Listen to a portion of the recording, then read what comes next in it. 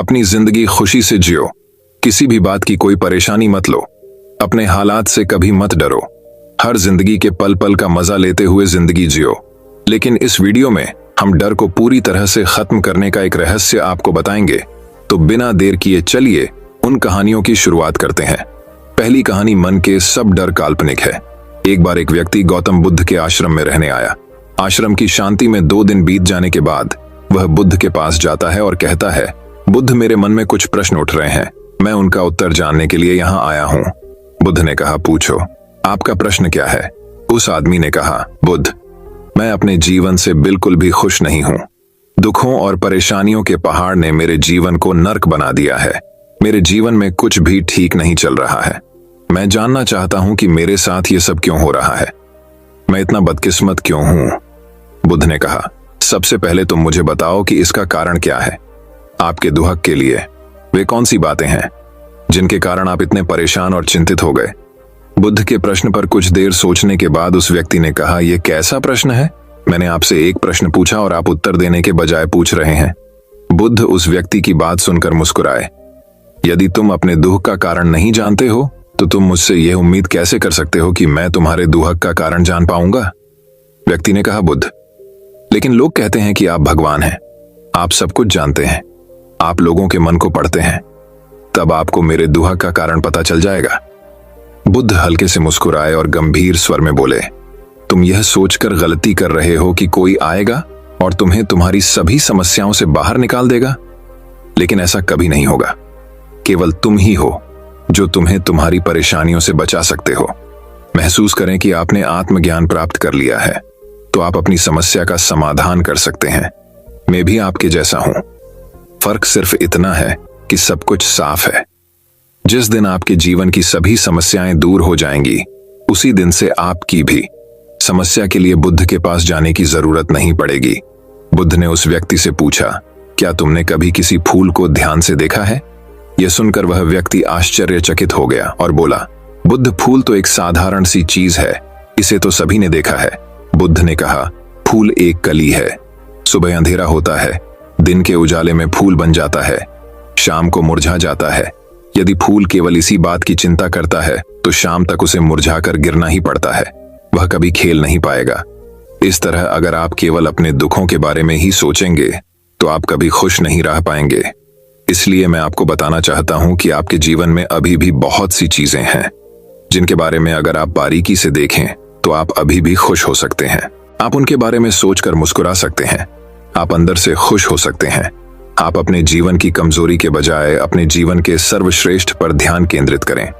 यदि आप अपने जीवन में खुशी चाहते हैं तो आपको इस शाश्वत नियम का पालन करना होगा, अच्छे पर ध्यान देना होगा और जीवन में सकारात्मक चीजें। मैं तुम्हें सिर्फ रास्ता दिखा सकता हूं, मैं तुम्हें दिखा सकता हूं कि उस रास्ते पर कैसे चलना है, लेकिन तुम्हें उस रास्ते पर चलना होगा। बुद्ध के ऐसे शब्द सुनकर वह आदमी कुछ देर तक शांत बैठा रहा। फिर उसने कुछ सोचा और कहा, लेकिन बुद्ध, मैं चलता हूं, एक बात समझ नहीं आ रही, क्या मेरा पूरा जीवन एक ही तरीके से हल हो सकता है? बुद्ध ने बहुत धीरे से उत्तर देना शुरू किया। मान लीजिए कि कोई भविष्यवक्ता आपको बताता है कि आज शाम तक आपकी मृत्यु निश्चित है। यह जानकर आपको उन बातों की चिंता होगी जिनके बारे में आप अभी चिंता कर रहे थे। आपको याद भी नहीं होगा कि किस तरह की परेशानियां हैं और किस बात की चिंता कर रहे हैं। आप उस वक्त सिर्फ उस हकीकत के बारे में सोच रहे होंगे जिसे लोग मौत कहते हैं।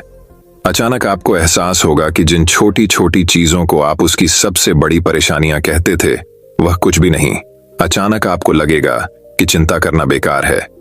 आज शाम तक मैं दुनिया छोड़ने वाला हूं और आप पाएंगे कि आपके पूरे जीवन के वे क्षण व्यर्थ हो गए जो आपने चिंता, ईर्ष्या और व्यर्थ कष्ट में बिताए होंगे। लोग बोलते तो हैं लेकिन अंदर से कभी स्वीकार नहीं करते कि एक दिन उन्हें भी इस दुनिया से जाना है। उनकी इच्छाएं इतनी प्रबल होती हैं कि वे खुद को अमर मानते हैं। सुख और दुहक दोनों ही स्थायी नहीं हैं, यह हमारे कार्यों और विचारों से निर्मित होते हैं। वह आदमी जो बुद्ध की बातें सुन रहा था टोकते हुए बोला, तो आपके कहने का मतलब यह है कि मैं हमेशा सोचता हूं कि मैं मरने वाला हूं। क्या यह सोच मेरी सभी समस्याओं का समाधान कर देगी? नहीं, ऐसा कभी मत सोचिए। आपको बस यह स्वीकार करना होगा कि दुनिया में मेरी उपस्थिति अनिश्चित है। मैं जब तक यहां हूं एक खुशहाल जीवन जीऊंगा। आपके जीवन में जो भी अच्छी चीजें हो रही हैं, उनके साथ जिएं, वह तुम्हें आंतरिक खुशी और शांति देगी। अपना दिमाग ठीक करो और धीरे धीरे तुम्हारे जीवन की सभी समस्याएं समाप्त हो जाएंगी। व्यक्ति के जीवन के अधिकतर दुख उसकी इच्छा से ही उत्पन्न होते हैं, इसलिए आप अपने मन पर नियंत्रण रखें। यदि आप अपने मन का इलाज एक बच्चे के मन की तरह कर सकते हैं, तो आपको आंतरिक शांति महसूस होगी। उस व्यक्ति ने कहा कि आपने मन को नियंत्रित करने की बात कही, आप चंचल मन को कैसे नियंत्रित कर सकते हैं? बुद्ध ने कहा कि सबसे पहले तुम्हें सुख और दुख के बीच अंतर समझना होगा। आपको सबसे पहले यह जानना होगा कि आपके लिए खुशी और दुख का क्या मतलब है। इसके बाद अभ्यास के द्वारा अपने मन को इस प्रकार तैयार करना है कि आप न तो खुशी के मौके पर ज्यादा खुश हों और न ही दुखी होने पर ज्यादा दुखी हों। आपको खुद को पूरी तरह से मध्य में रखने का प्रयास करना होगा, जिसे मैं मध्यम मार्ग कहता हूं। यदि आप अपने जीवन में गहराई से उतरेंगे और यह पता लगाने का प्रयास करेंगे कि क्या चीज आपको खुश करती है और क्यों, तो अंत में आपको केवल एक ही उत्तर मिलेगा कि आप आपके सभी दुखों का कारण हैं। आपकी इच्छा, आसक्ति, इच्छा, ये सब आपके मन द्वारा निर्मित है। इसलिए यदि आप अपने मन पर नियंत्रण कर लेंगे, तो आपके सभी दुख समाप्त हो जाएंगे। गौतम बुद्ध ने उस व्यक्ति से कहा कि यदि आप एक और छोटा सा काम करेंगे, तो आप देखेंगे कि आपके जीवन के सभी दुख हमेशा के लिए समाप्त हो जाएंगे। बुद्ध के मुख से ऐसे वचन सुनकर वह व्यक्ति उत्तेजित हो गया और बोला, मुझे उसके लिए क्या करना होगा? बुद्ध के मुख से ऐसे शब्द सुनकर वह व्यक्ति उत्तेजित हो गया और बोला, मुझे उसके लिए क्या करना होगा? बुद्ध ने कहा कि तुम अगले 2 दिनों तक किसी से बात नहीं करोगे, और कागज लेकर आशाराम के एकांत स्थान पर बैठ गए। आपको वहां बैठकर उन दुखों के बारे में सोचना और लिखना है जो आपकी परीक्षा ले रहे हैं, और उनका कारण भी लिखना है। और दूसरे पेज पर आपको थोड़ी सी खुशी लिखनी है, और यह भी लिखना है कि आपको यह खुशी क्यों है। जल्दबाजी करने की कोई जरूरत नहीं है, आपके पास बहुत समय है, आप आराम से सोच सकते हैं। जाओ और सोचो और आराम से लिखो। उस आदमी ने बुद्ध को प्रणाम किया और आश्रम के कोने में बैठ गया। 2 दिन बाद वह कुछ लेकर बुद्ध के पास वापस आया, उसके हाथ में कागजात। उसे देखकर बुद्ध ने कहा, सबसे पहले तुम कागज से अपना दुख पढ़कर सुनाओ। व्यक्ति ने सबसे पहले अखबार पढ़ना शुरू किया। मेरे परिवार के सदस्य अमीर हैं, लेकिन मैं गरीब हूं और काम करता हूं। मैं अपने काम में अमीर नहीं हूं और मैं अपने काम में सहज हूं, और मेरी तुलना दूसरों से की जाती है। व्यक्ति ने आगे पढ़ना शुरू किया। दूसरा, मेरे पड़ोस में बहुत से लोगों ने बचत की है, लेकिन मेरे पास बचत के नाम पर कुछ भी नहीं है। इसका पहला कारण यह है कि मैं काम कम जानता हूं, लेकिन खर्च बहुत करता हूं। आज मेरे पास बचत के नाम पर कुछ भी नहीं है। मेरी पत्नी काफी समय से बीमार है, और उसकी बीमारी का कारण मैं ही। मेरी लापरवाही के कारण मैं उसे कभी किसी डॉक्टर के पास नहीं ले गया। मैंने इसे भाग्य पर छोड़ दिया। शायद यह मेरी अपमानजनक इच्छा थी कि अगर मैं बीमारी से मर जाऊं, तो मैं एक खूबसूरत महिला से शादी करूंगा। चौथा, मैं मन में फ्री पैसे पाने के बारे में सोचता रहता हूं, परंतु योजना पूरी नहीं होती। मैं दुख के सागर में डूब जाता हूं, फिर यह दुख मुझसे सहन नहीं होता, और इसका कारण मैं ही हूं से जीता हूं, लेकिन ऐसा करने में सक्षम नहीं होने पर देखता रहता हूं। बुद्ध, ये मेरे जीवन के सबसे बड़े दुख हैं, और गहराई से सोचने के बाद मैंने पाया कि कई उनमें से मेरे कार्यों और मेरे विचारों के कारण हुआ। ये सुनने के बाद आपने मुझे खुशी का पेपर पढ़कर सुनाया। पिछले 2 दिनों में मैंने जो कुछ भी महसूस किया, वैसा मैंने अपने जीवन में कहीं भी अनुभव नहीं किया। पिछले 2 दिनों में मुझे एहसास हुआ कि वास्तविक शांति और आनंद कितना महान है, और मैं इसका अनुभव करके बहुत खुश हूं। मेरी खुशी के कारणों की सूची बहुत लंबी है। इसे पढ़ने और समझने में बहुत समय लगेगा। उस व्यक्ति के मुंह से ऐसी बातें सुनकर वह व्यक्ति मुस्कुराया और बोला, सिर्फ आपके लिए ही नहीं, बल्कि हम सभी के लिए कारण एक ही है। वह व्यक्ति अपना बहुत सारा समय बर्बाद करता है। आप दुख का कारण ढूंढने में लगे हैं। हमारा जीवन भी एक तरह से सुख, शांति और आनंद की तिजोरी है। बुद्ध ने उस व्यक्ति से कहा कि खुशी के सभी कारणों को साझा करने की जरूरत नहीं है, तुम उनमें से कुछ का पाठ कर सकते हो। वह व्यक्ति बड़ी मुस्कुराहट के साथ पढ़ने लगा। पहली खुशी, क्योंकि मैं जीवित हूं और दुनिया में रह रहा हूं, और मैं स्वस्थ हूं। मेरे माता पिता, एक पत्नी और 2 बच्चे हैं। ऐसे ही मेरे पिता के पास कई अनमोल खजाने हैं, जैसे मेरे माता पिता का प्यार, मेरी पत्नी का प्यार, मेरे बच्चों का प्यार। और एक पिता की खुशी। दूसरा कारण यह है कि मैं कड़ी मेहनत कर सकता हूँ, मैं कोई भी काम कर सकता हूँ। आपकी आयु में कोई बाधा नहीं आ सकती और आप अपने परिवार की सभी जरूरतों को पूरा कर सकते हैं। मुझे खुशी है कि मैं एक खुशहाल परिवार बना सकता हूँ। मैं अपनी तुलना अपने भाइयों, अपने पड़ोसियों से करता हूँ और आपने कृपा करके मुझे मानवता वाला इंसान बनाया है। सभी बुरी आदतों को छोड़कर आप सुखी और खुशहाल जीवन जी सकते हैं। और मेरे लिए सबसे बड़ी खुशी और सौभाग्य की बात यह है कि मुझे एक जगह मिल जाए और जब तक मैं इस दुनिया में हूँ, हमारी इच्छा और आसक्ति ही सभी दुखों का कारण है। मैं खुद को जानने की पूरी कोशिश करूंगा और मैंने कभी नहीं किया। जीवित रहे। अब आप अपने परिवार के पास रह सकते हैं। ये जीवन सबके साथ है। आपके जीवन में कोई भी परेशानी आपको घेरने की कोशिश कर सकती है। जीवन अपने आप से कहने के लिए बहुत छोटा है और इस जीवन में आप चिंताओं और दुखों को खुद पर हावी नहीं होने देंगे। शांति से बैठकर उस दुख का कारण जानने का प्रयास करें और यदि मिल जाए तो उसे नष्ट कर दें। इस तरह आप मानसिक शांति और कभी न खत्म होने वाली खुशी पा सकते हैं। दोस्तों, आशा करता हूं कि आपको इस कहानी से बहुत कुछ सीखने को मिला होगा। तो दर्शकों, अब चलिए हमारे दूसरे कहानी की शुरुआत करते हैं। दूसरी कहानी, चिंता में खुद को बर्बाद मत करो। यह उन दिनों की बात है जब एक सन्यासी सेब के बाग में अपना समय व्यतीत कर रहे थे। उस समय तक सन्यासी की प्रसिद्धि दूर दूर तक फैल चुकी थी। लोग अपनी चिंताओं और समस्याओं का समाधान खोजने के लिए दूर दूर से सन्यासी के पास आते थे। ऐसे ही एक दिन जब सन्यासी सेब के जंगल में लोगों को उपदेश दे रहे थे तो एक आदमी अपने 24 से 25 साल के बेटे के साथ सन्यासी की ओर आ रहा था। जब वे उपदेश स्थल के पास पहुंचे तो सन्यासी ने उनकी ओर देखा और इशारा किया। उसके पास बैठने के लिए जब उपदेश समाप्त हो गया और सभी लोग चले गए, तब सन्यासी ने उस व्यक्ति को अपने पास बुलाया और बैठने को कहा। चारों ओर हरियाली थी, मौसम सुहाना था, तरह तरह के पक्षियों की आवाजें गूंज रही थीं। ऐसा नजारा देखकर उस व्यक्ति को अंदर से बहुत शांति महसूस हो रही थी। इसके बाद सन्यासी ने उस व्यक्ति से आने का कारण पूछा। इस पर वह व्यक्ति बोला, है महात्मा, मैं अपने बेटे को आपसे मिलवाने के लिए 2 दिन की लंबी यात्रा कर आया हूं। यह मेरा इकलौता बेटा है और वह हर वक्त थका रहता है। ऐसा लगता है कि इसमें जान ही नहीं है। इसका स्वभाव भी काफी चिड़चिड़ा हो गया है। अगर हम इसे कुछ भी कहें तो यह हमारी छोटी छोटी बातों पर गुस्सा हो जाता है। इसकी देखने की क्षमता भी उम्र से पहले ही कमजोर हो गई है और उसके बाल भी सफेद हो रहे हैं। इतनी कम उम्र में बूढ़ा दिखने लगा है। मैं समझ नहीं पा रहा हूं कि उसके साथ क्या हो रहा है। हे सन्यासी, मुझे अपने बेटे की बहुत चिंता हो रही है। मैं अपने बेटे को डॉक्टर के पास ले गया तो उन्होंने कुछ दवा दी और कहा, बेटा कम तनाव लो। वह अपने दिमाग पर बहुत अधिक तनाव लेता है, इसीलिए उसकी यह हालत है। लेकिन उनके बहुत समझाने के बाद भी मुझे तनाव का मतलब समझ नहीं आया। मुझे नहीं पता कि तनाव क्या है, इसका कारण क्या है और इसे कैसे दूर किया जाए। मेरे बेटे के मन की, लेकिन सबसे पहले मुझे यह समझना होगा कि तनाव क्या है। इसलिए मैं आपके पास आया हूं। सन्यासी, कृपया मेरी समस्या का समाधान करें। यह सुनकर सन्यासी ने उनके बेटे को बहुत ध्यान से देखा। उसके चेहरे को देखा, उसकी आंखों को देखा, फिर उसके हाथों की नाड़ी भी जांची। ये सब अनुष्ठान करने के बाद सन्यासी ने उस व्यक्ति से कहा कि तनाव कोई भी नहीं लेना चाहता, लेकिन फिर भी यह तनाव व्यक्ति के दिमाग को दीमक की तरह जकड़ लेता है और व्यक्ति को पता भी नहीं चलता कि वह तनाव में है।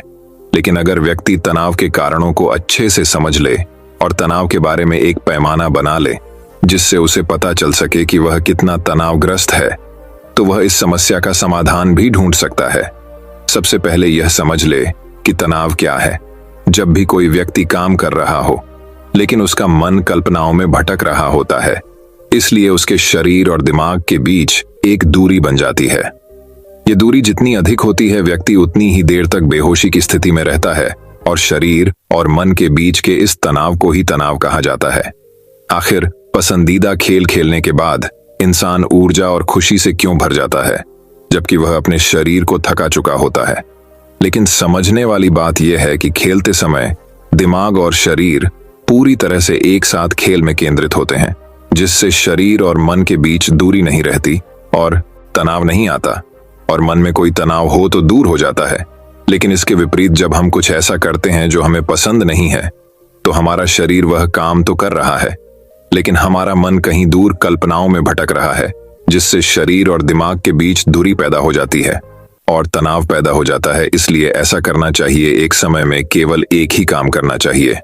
और अपने शरीर और दिमाग की सारी शक्ति उसी एक काम में लगानी चाहिए ताकि व्यक्ति के अंदर तनाव पैदा न हो। सबसे प्रमुख कारणों में से पहला है अति महत्वाकांक्षी होना। महत्वाकांक्षी होना अच्छी बात है, लेकिन क्या आपने कभी गौर किया है कि उस आदमी का एक लक्ष्य कभी पूरा नहीं होता? उसका एक लक्ष्य पूरा नहीं होता कि वह दूसरे की ओर भागने लगता है। अगर दूसरा पूरा हो जाता है तो फिर तीसरे को, और इस प्रकार वह गोल गोल घूमता रहता है अपने जीवन में अपने लक्ष्य को प्राप्त करने के लिए।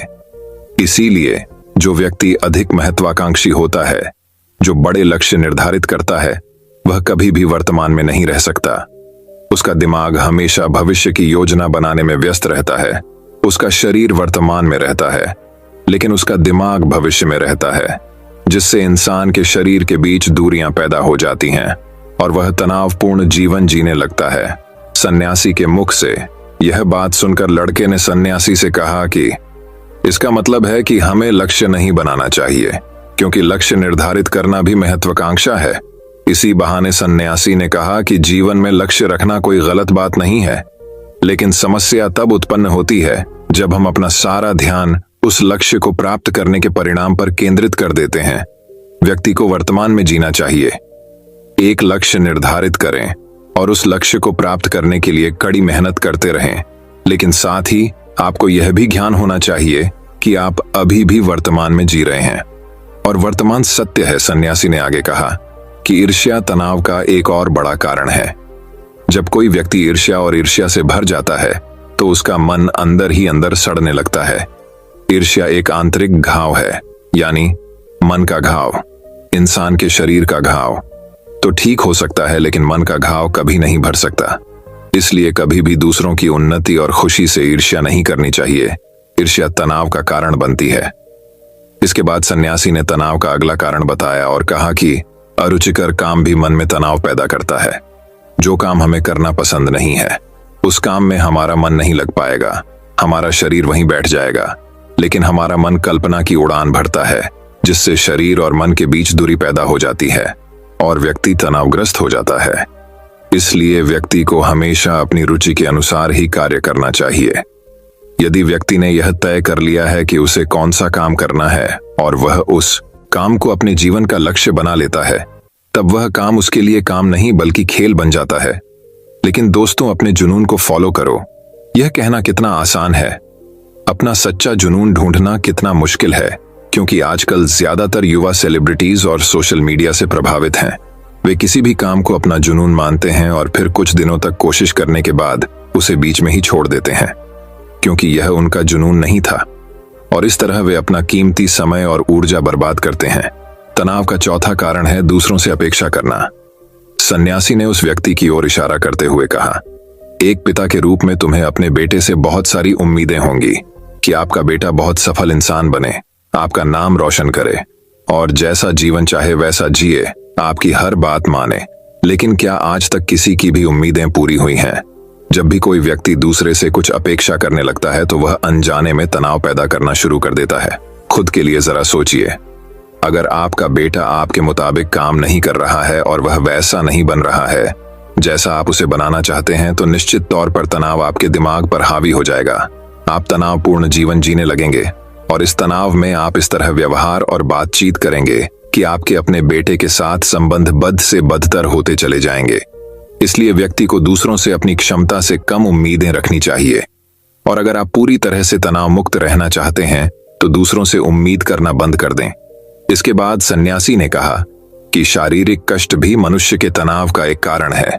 जब कोई व्यक्ति किसी शारीरिक दर्द से गुजर रहा होता है तो उसका पूरा ध्यान उस दर्द पर होता है और वह सारा दिन बस अपने दर्द के बारे में ही सोचता रहता है, जिससे उसका मन दुखद विचारों से भर जाता है और ऐसे में व्यक्ति तनावग्रस्त रहने लगता है। यह सब सुनकर वह व्यक्ति बोला कि हे सन्यासी, शारीरिक कष्ट किसी भी व्यक्ति को हो सकता है, तो क्या वह व्यक्ति जीवन भर तनाव में रहेगा? इसका उत्तर देते हुए सन्यासी ने कहा कि मनुष्य को यह समझना चाहिए कि हमारा जीवन दुख का आधार है। जैसे जैसे हमारा जीवन चलता है, बीमारियां आती हैं और फिर अंत में मृत्यु आती है। इसलिए बीमारियां मानव जीवन का अभिन्न अंग हैं। इससे कोई नहीं बच सकता। यह बस किसी के जीवन में समय से पहले आता है और किसी के बाद आता है, लेकिन सबके पास आता है। जब मानव मस्तिष्क इस बात को अच्छी तरह से समझ जाएगा तो तब उसे अपनी बीमारी के बारे में सोचकर ज्यादा तनाव नहीं लेना चाहिए, क्योंकि यह हमारे जीवन का अभिन्न अंग है और इसके लिए शारीरिक व्यायाम का अभ्यास करते रहना चाहिए और स्वस्थ जीवन शैली को भी अपने जीवन में जगह देनी चाहिए, जिससे उनका शरीर लंबे समय तक स्वस्थ रहकर ठीक से काम कर सके। तनाव का अगला कारण है अपनी योजनाओं को समझने के लिए समय न देना। कुछ लोगों के मन में यह विचार घर कर जाता है कि वे बिना सोचे समझे उस पर काम शुरू कर देते हैं और जब उन्हें उस काम में असफलता मिलती है तो वे तनाव से भर जाते हैं, क्योंकि उन्होंने उस काम को शुरू करने से पहले उस काम के बारे में पूरी जानकारी इकट्ठा नहीं की थी। किसी भी कार्य को शुरू करने से पहले व्यक्ति को उसके अच्छे और बुरे परिणाम के बारे में ठीक से विचार कर लेना चाहिए। व्यक्ति को यह भी अच्छे से सोचना चाहिए कि यदि यह योजना सफल नहीं हुई तो इसके बाद मैं क्या करूंगा। इसलिए व्यक्ति को अपनी योजनाओं को समझने के लिए पूरा समय देना चाहिए ताकि बाद में वही योजना तनाव पैदा न कर दे। तनाव का 7वां सबसे बड़ा कारण टाल मटोल है। आज का काम कल पर डाल देना। आपने यह कहावत तो सुनी ही होगी कि आलस्य मनुष्य का सबसे बड़ा दुश्मन है। मनुष्य अपने आलस्य के कारण आज के काम को कल पर टाल देता है और फिर टालना उसकी आदत बन जाती है। टालमटोल करने वाले का काम कभी भी समय पर पूरा नहीं होता है और अगर किसी कारण से हो भी जाता है तो उतना अच्छा नहीं होता जितना हो सकता था और फिर यह बात इंसान के अंदर तनाव पैदा करती है।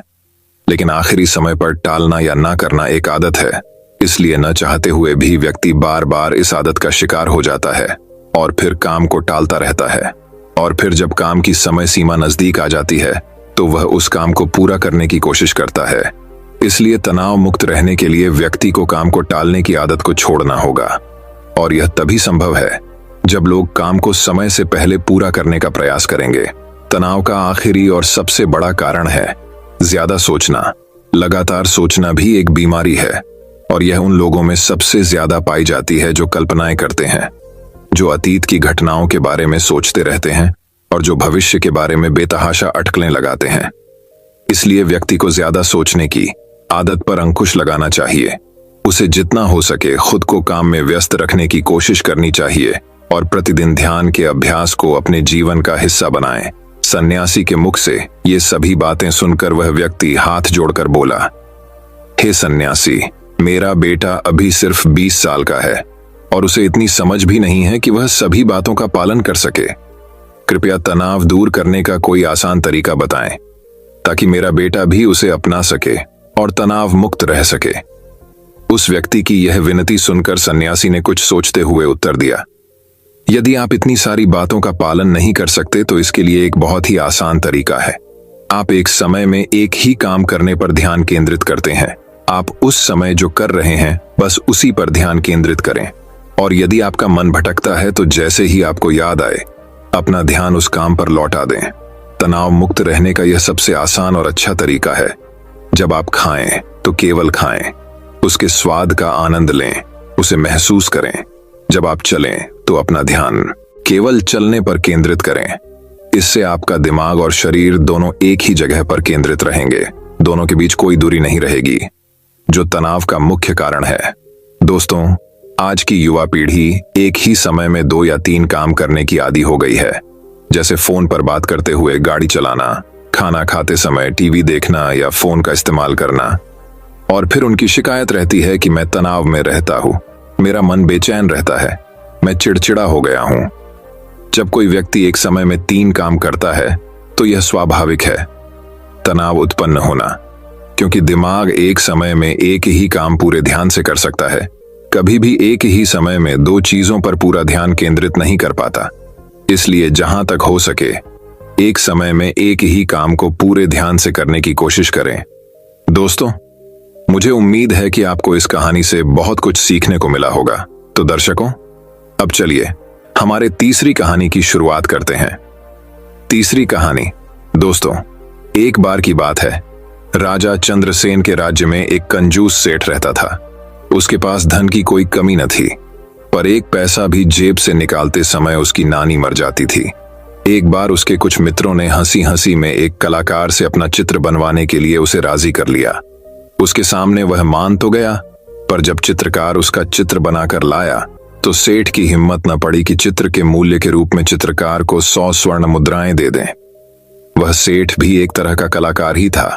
चित्रकार को आया देखकर सेठ अंदर गया और कुछ ही क्षणों में अपना चेहरा बदलकर बाहर आया।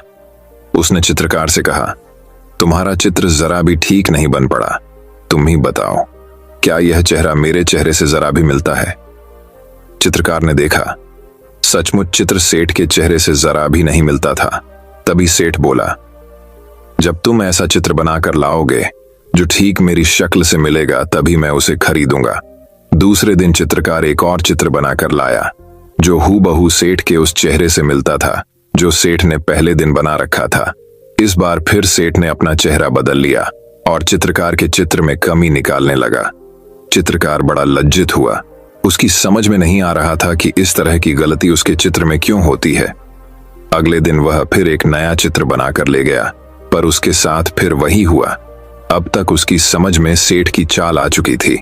वह जानता था कि यह मक्खीचूस सेठ असल में पैसे नहीं देना चाहता, पर चित्रकार अपनी कई दिनों की मेहनत भी बेकार नहीं जाने देना चाहता था। बहुत सोच विचार कर चित्रकार माधव के पास पहुंचा और अपनी समस्या उनसे कह सुनाई। कुछ समय सोचने के बाद माधव ने कहा, कल तुम उसके पास एक शीशा लेकर जाओ और कहो कि आपकी बिल्कुल असली तस्वीर लेकर आया हूं। अच्छी तरह मिलाकर देख लीजिए, कहीं कोई अंतर आपको नहीं मिलेगा। बस फिर अपना काम हुआ ही समझो। अगले दिन चित्रकार ने ऐसा ही किया। वह शीशा लेकर सेठ के यहां पहुंचा और उसके सामने रख दिया। लीजिए सेठ जी, आपका बिल्कुल सही चित्र, गलती की इसमें जरा भी गुंजाइश नहीं है। चित्रकार ने अपनी मुस्कुराहट पर काबू पाते हुए कहा, लेकिन यह तो शीशा है। सेठ ने झुंझलाते हुए कहा, आपकी असली सूरत शीशे के अलावा बना भी कौन सकता है? जल्दी से मेरे चित्रों का मूल्य 1000 स्वर्ण मुद्राएं निकालिए। चित्रकार बोला। सेठ समझ गया कि यह सब माधव की सूझबूझ का परिणाम है। उसने तुरंत 1000 स्वर्ण मुद्राएं चित्रकार को दे दी। दोस्तों, इस कहानी से हमें यह सीख मिलती है कि हमें लोगों को मूर्ख नहीं समझना चाहिए और उन्हें मूर्ख बनाने का प्रयास नहीं करना चाहिए, क्योंकि जब हम दूसरों को मूर्ख बनाने का प्रयास करते हैं तब असल में हम ही अपने बुने हुए जाले में फंस जाते हैं। लेकिन कभी कभी जहां अपनी अच्छाई ही हो उस जगह हमें झूठ जरूर बोलना चाहिए। तो दर्शकों, अब चलिए हमारे चौथे कहानी की शुरुआत करते हैं। चौथी कहानी वही। अब एक और कहानी की शुरुआत कुछ इस प्रकार होती है। एक गांव में एक दिन कुश्ती स्पर्धा का आयोजन किया गया। हर साल की तरह इस साल भी दूर दूर से बड़े बड़े पहलवान आए। उन पहलवानों में एक पहलवान ऐसा भी था जिसे हराना सबके बस की बात नहीं थी। जाने माने पहलवान भी उसके सामने ज्यादा देर टिक नहीं पाते थे। स्पर्धा शुरू होने से पहले मुखिया जी आए और बोले, भाइयों, इस वर्ष के विजेता को हम 3 लाख रुपये इनाम में देंगे। इनामी राशि बड़ी थी। पहलवान और भी जोश में भर गए और मुकाबले के लिए तैयार हो गए। कुश्ती स्पर्धा आरंभ हुई और वही पहलवान सभी को बारी बारी से चित्त करता रहा। जब हट्टे कट्टे पहलवान भी उसके सामने टिक ना पाए तो उसका आत्मविश्वास और भी बढ़ गया और उसने वहां मौजूद दर्शकों को भी चुनौती दे डाली। वो बोला, है कोई माई का लाल जो मेरे सामने खड़े होने की भी हिम्मत करे? वही खड़ा एक दुबला पतला व्यक्ति यह कुश्ती देख रहा था।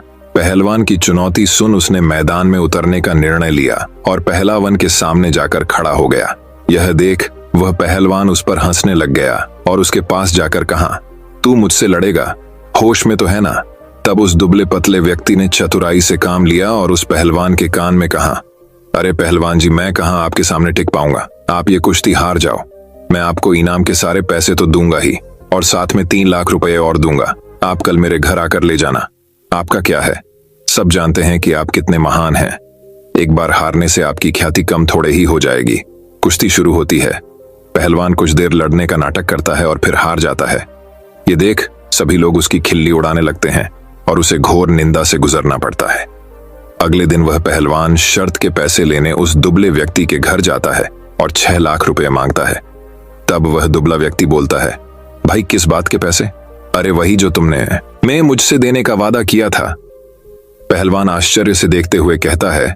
दुबला व्यक्ति हंसते हुए बोला, वह तो मैदान की बात थी जहां तुम अपने दांव पेंच लगा रहे थे, वहां मैंने अपना लगाया, पर इस बार मेरे दांव पेंच तुम पर भारी पड़े और मैं जीत गया। मित्रों, ये कहानी हमें सीख देती है कि थोड़े से पैसों के लालच में वर्षों के कड़े परिश्रम से कमाई प्रतिष्ठा भी कुछ ही पलों में मिट्टी में मिल जाती हैं और धन से भी हाथ धोना पड़ता है।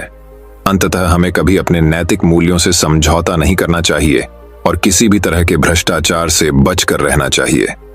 दोस्तों, मैं उम्मीद करता हूं कि यह कहानी सुनने से आपके जीवन में अच्छे बदलाव आए होंगे।